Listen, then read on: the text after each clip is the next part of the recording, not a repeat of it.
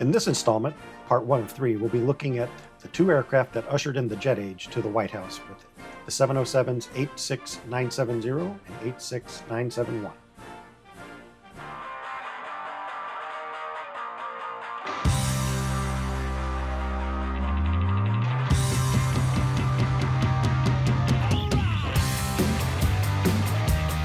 Hi, my name is Eric Galley.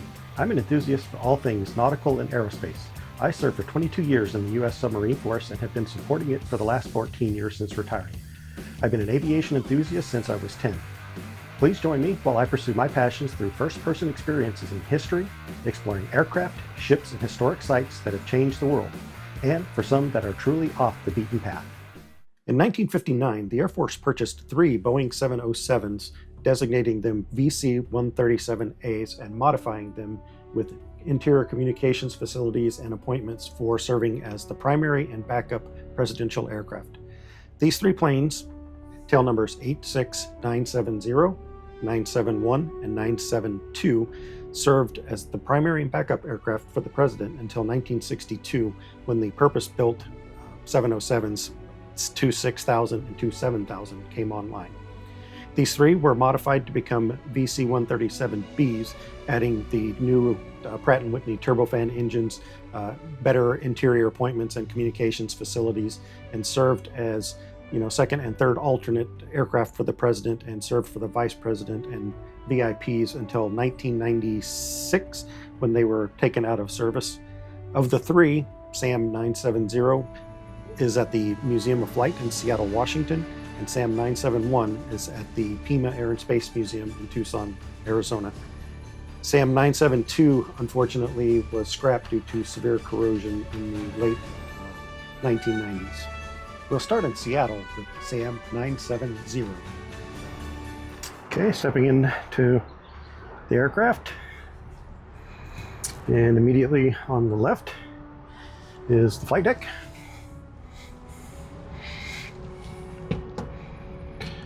It's a Boeing 707. It was very new at the time. These first 2 were bought directly off the shelf, basically unmodified other than just the cabin fixtures. So it had the same performance as the standard Boeing 707. Okay, this is the communication section. This is what differentiates Air Force One from any other really well-appointed private jet. This allows the president to communicate with all of the U.S. Armed Forces, to the Secretary of State, to any of the principals in the government, to make this truly a flying White House that has not just range and the ability to move the president, but the ability to do so while in communications and do so in a manner that is secure and takes the full capabilities anywhere that the president would go. So I'm just going to kind of pan here to give you a look.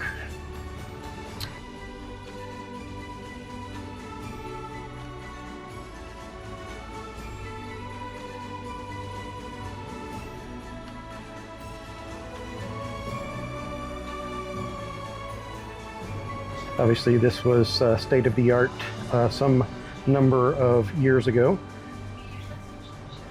But one of the more important parts is this little guy down here. This safe contained the codes for the nuclear launch. In case of nuclear war, the president would need to authenticate, and this is where that information was kept. Normally when the president is on the move, a military officer accompanies him 24/7, 365 with the football. But aboard Air Force One, the equivalent of the football is kept in these safes. Okay, and this is a coat closet. Long coats, short coats, and just for valet. And next is the forward galley.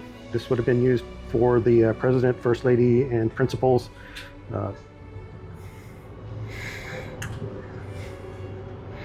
Just giving you another look here.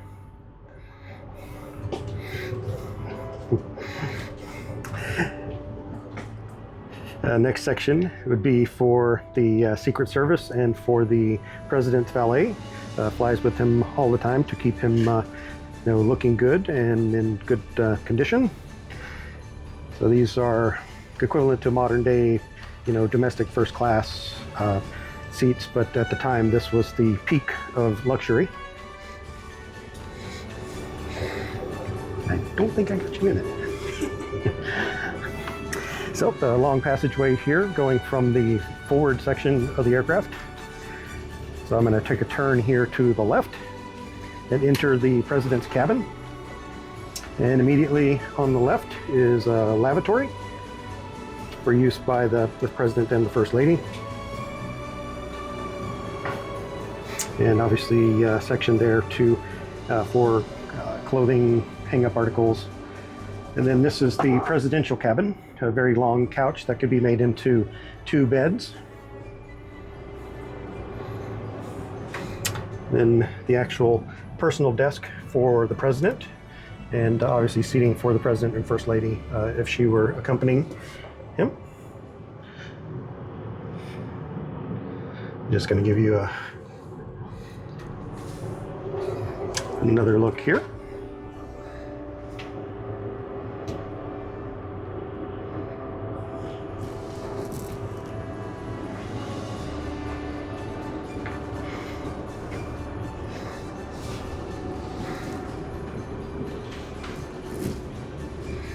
Okay, continuing aft, come to the presidential conference room. Obviously for members of the cabinet, dignitaries, the ability for the president to speak with and to coordinate with members of the government. Also a place for him to strategize, to do things that require direct input from members of his staff, members of the cabinet. I'm just going to get you. The glare using the plexiglass as they have here is not the best, but yeah, I'm just going to look forward here. So there would be actually a wall there. You see into the President's stateroom there. There's actually, that wall has been removed. It would have separated these 2 compartments. There would have been a wall here and then up to about here. Okay, next section would be for VIPs, the actual cabinet secretaries or ministers or any of the high profile passengers that would have been on board. Actually pretty comfortable seating, equivalent to what we would consider first class domestically these days. Obviously nice tables and seated so that they could work. I'm just going to give you a pan around. I'm going to get up here to this next section and turn around and look back forward. So this is looking forward. Obviously you see the presidential conference room there, then seating for cabinet secretaries, dignitaries. Then we get to the section of the plane that would have hosted Secret Service, other passengers, members of the press pool.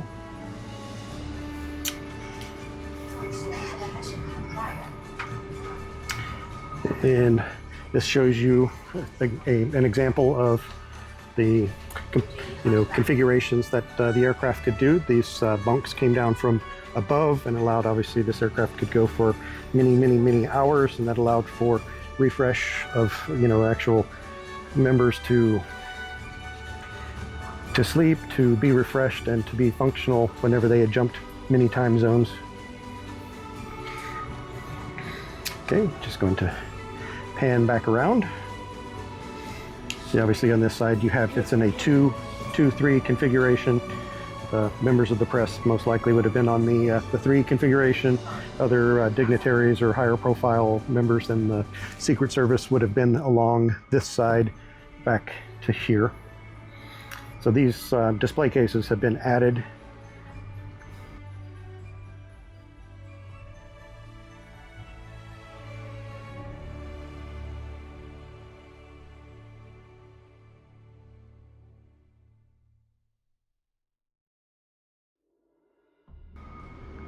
And just going to back through here, give you another look at the pull down bunks from the top here.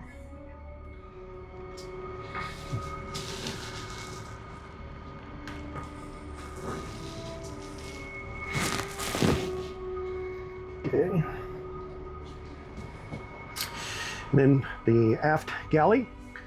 This would have been for the passengers, staff, everything other than the President and First Lady and the forward part of the cabin. So it's got warmer plates, stovetops, ovens, coffee machines, hot water sinks.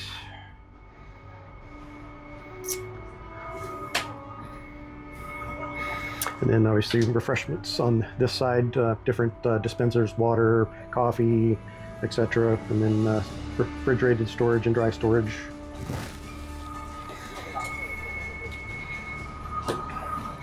And to quote a gentleman once that had met several presidents, again, it happens, and it happens here.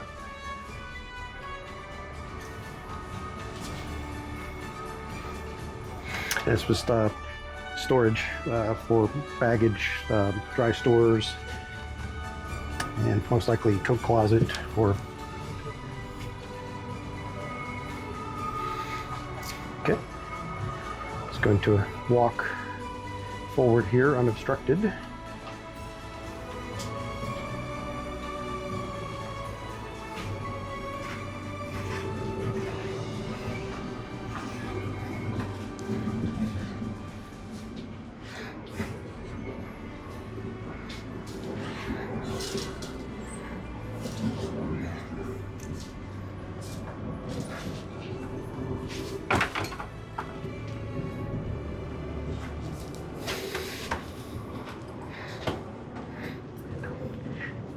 Do it again now.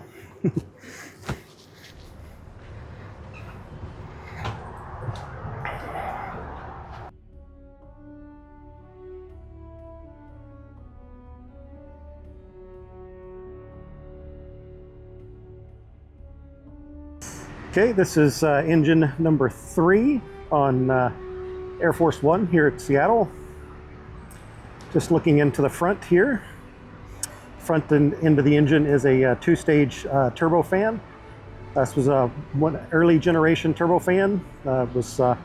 They were just starting to figure out that it was a lot more fuel efficient to do it that way. So this only has it's considered a low bypass ratio. It's a 1.42 to 1. You see on the leading of the engine there, that is a inlet for air to come into the turbo compressor. Turbo compressor is directly fed in behind it, roughly the size of a volleyball. I'll drop in a picture here so you can see what it was like. So the pop-in doors that you see here allowed for adding additional air into the engine at lower speeds by less than Mach 0.4-ish. So once you got to a higher speed, there was enough natural airflow into the engine to provide.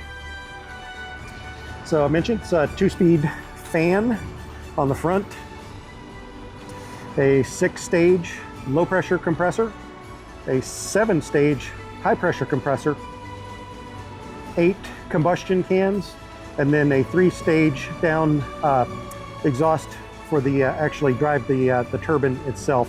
So as the gases pass through, that actually is what drives the single shaft of this engine to provide for spinning it to compress and then pull the air and drive the turbofan at the same time.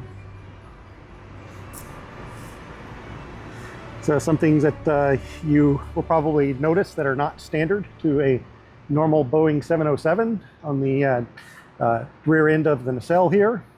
Obviously it's some form of a countermeasure. There's one on each of the engines.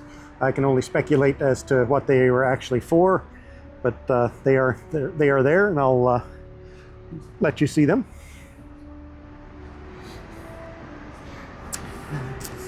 Okay, continue to talk about the engine here. I'm going to drop down so we can see the lower portion of the engine.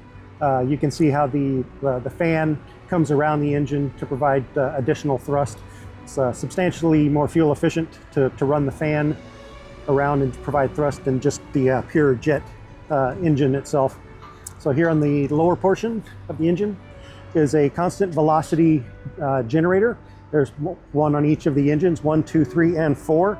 They provide 400 hertz electrical to provide for the electrical loads for the aircraft, both for the climate control, air conditioning, anything that requires to be run, communications, ovens, you name it. Just give another look here at this beautiful engine. Now I'm going to take you up here and look at the Kruger flaps on the front of the wings. These pop out to give additional lift at low speeds for takeoff and for landing. The technical term for these is Kruger flaps. They are not slats like you would see on a normal, I guess you'd say modern wing. Just let you see that there's ducting in there and control cables that would provide inputs to the ailerons, flaps, as well as cables to control the engine, throttle, and everything like that. The piping that you see there is for pneumatic air to provide both to the engine for starting, but also to provide hot gas to heat up the leading edge of the wing for anti-ice. And I'm just going to give you another look here around engine 4. Nice look at the actual fan cowling. And look back at engine 3. Give you a nice walk here.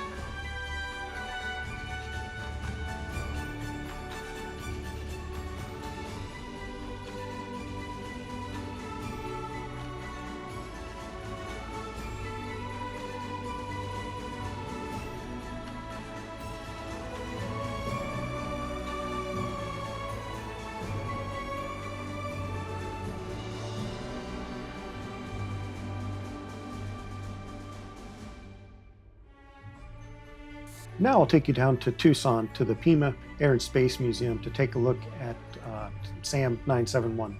This aircraft is on display outdoors and unfortunately is not accessible to the interior. So enjoy the walk around.